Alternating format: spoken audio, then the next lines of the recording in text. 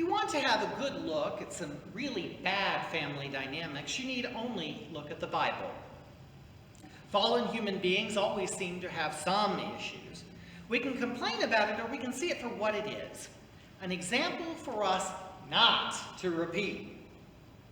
If you want to see an example of the fun in dysfunction, we need only look at David and his wife, Michal, the despised woman who had no child to the day of her death. We don't know, and the biblical narrative does not give any hints to whether or not that means God made her infertile, or more probably, David couldn't even stand being around her. We read in the preceding chapter that under David, the kingdom grew as large as it ever would be.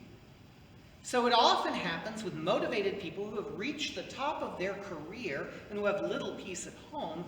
David starts looking for a project. He looks at his own house, hewn out of cedars of Lebanon, a beautiful place. And then he looks over and he sees the tabernacle. The Ark of God is resting in a tent. And so he gets the idea, hey, let's build a temple, a permanent temple. Now, I look at this story through the eyes of a congregational developer. Typically, the lifespan of the vision of a community of God is 35 years from the point of initial vision to the apex of completion, and then to the decline and reestablishment of a new vision. So it works kind of like a bell curve. To illustrate, St. Paul's Yuma has had 3 of these cycles. The first vision was to become a self-supporting parish with a building and a priest. Mission accomplished in 1948. The next vision was to build a structure that would be in the growing part of town and could hold enough people so that multiple services would not be necessary. So that too was completed, and this building was consecrated in 1962. The next goal was to purchase a fine organ and have a youth group. Well, by 1983, all of those things had happened too. The newest vision had a little bit of unforeseen challenge. We had a church split, and we had a need to refine what it is that St. Paul stood for, with far less income and nearly half of the congregation leaving. David is in one of these moments where he is the congregational developer for the whole people of Israel. And he is going in precisely the wrong direction. He wants to build a permanent temple without a foundation of leadership. Without the right gifts and the right persons, every man-made temple will fall to dust. If you want to see God laugh, you tell him your plans. David goes as far as purchasing a threshing field as a building site. But God is not going to use David for a building project. No. David's been a man of war and conquest, and the right people are not lined up. There's no foundation of leadership. So David is corrected. He begins by telling God about his guilt in not building this permanent sanctuary or house, and God points out the real building is his house. Tables are turned.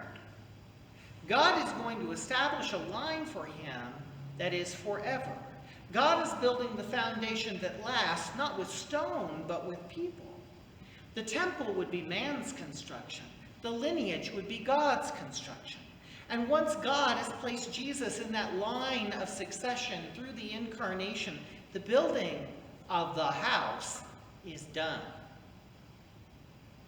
Bishop N.T. Wright points out that the destruction of the temple in Jerusalem is the finest illustration that the already and not yet house of God is not made in stone, but in the person of Jesus. It is a realization that the kingdom has come on earth as it is in heaven. While we look for the fullness of that in the second coming, the foundation's already laid. We are laid on that foundation as living stones. St. Paul even refers to the body as a tent in 2 Corinthians. It moves around, it holds our immortal soul, but it's not designed to ever stay stagnant. God has never at any time asked David for a house of cedar, but prefers the mobility of tabernacle and tent. And nonetheless, Solomon would build the temple, and about 400 years later, it's destroyed by the Babylonians. When they return from Babylon, a second temple, a much more inferior but yet larger temple, is constructed. It lasts for another about 400 years, and then it's destroyed by the Romans in the year 70. But the one who sits on David's throne forever is still sitting on the throne, despite temple or not. Now let's take that idea and apply it to St. Paul's. We're in the middle of a 35-year cycle. With the split happening in 2008, that means the end of the cycle is 2043. We baptized this morning a baby. We gathered as young and old, Latino and Anglo, a mestizo of the people of God, always envisioned this house to be. It's what Revelation pictures. Out of every people, language, tribe, and nation. God is building us anew, not in bricks and mortar, but in souls, precious souls. And whenever we think that we can do something for God, we will never do more than what he is already doing for us. I think David failed to see that, and we often do as well. Today, I would like you to think about your own house. How is God building you a house? How is he busy constructing a place where God can dwell in you richly, but also move about as the Spirit calls you to new and exciting places? For some of you, God is building you up in your children and grandchildren. For still others of you, God is building your line in the people that you teach and tutor. For others, it's touching the lives of those on the margins of society, or perhaps need a little extra help after a run-in with the law, or need a box of food before payday. God builds a house that lasts that way. Sure, we are fallen human beings and we have some really messed up family systems, but there's nothing fun in this dysfunction. But out of that humanness, God is building in us. We can never outgive God, but God can astound us in what he builds in.